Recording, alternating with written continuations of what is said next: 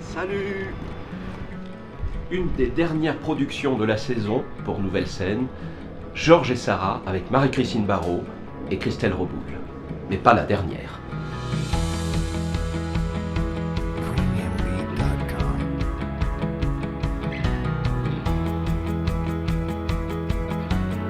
Faire quelque chose de noir et blanc comme ça, qui rappelle un peu les photos de l'époque en chambre noire, qui étaient surexposées.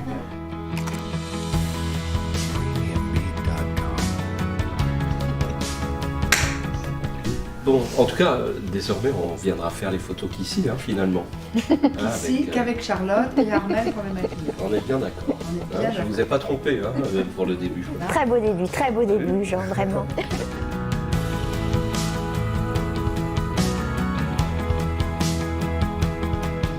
Finalement, les photos pour l'affiche, c'est la première entrée dans le spectacle, parce que c'est la première image qu'on a de nous, quelque part des personnages. Pour en revenir à notre première lecture, j'ai été frappé personnellement par la force des rapports de ces deux personnages, Georges Sand et Sarah Bernard. Et c'est vrai que ce qu'on a évoqué, j'aimerais bien qu'on le réévoque un petit peu et qu'on s'en parle un petit peu à bâton rompu. Tout en connaissant très très bien la vie de Georges Sand, par des tas de biais différents, de préparation, de lecture, de présence dans sa maison à Nohant, d'un autre spectacle que j'avais fait très musical où elle racontait sa vie avec Chopin. Moi, j'ignorais totalement cette rencontre entre Georges Sand et Sarah Bernard, dont on ne sait pas exactement le contenu d'ailleurs. C'est toute la force de la pièce de Thierry Lassalle, c'est son imagination.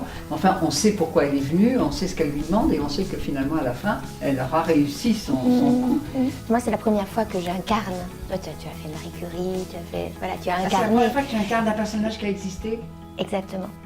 Donc là, tu vois, je fouille, je lis des biographies, tout ça, mais c'est particulier parce que justement, comment donc évoquer? Il faut plus l'évoquer que l'incarner, mais en même temps, on l'incarne. Moi, je pense que c'est quand même important d'avoir toute cette connaissance. Tu vois, tout n'est pas inventé, elle a existé, donc c'est plus dans l'évocation. Ça ne sera pas dans le mimétisme, évidemment. C'est suggérer pour peut-être s'approcher éventuellement. C'est sublime l'intensité qu'elle a intérieurement. Mais elle avait effectivement cette ligne, ce goût du costume, voilà. Et je pense qu'il faut trouver ça. Il y a un soin, il y a une recherche du tissu, voilà, ça peut être sur le tissu, ça peut être sur... Il y a une sophistication qui la caractérise quand même, il me semble, Sarah Bernard, tu vois.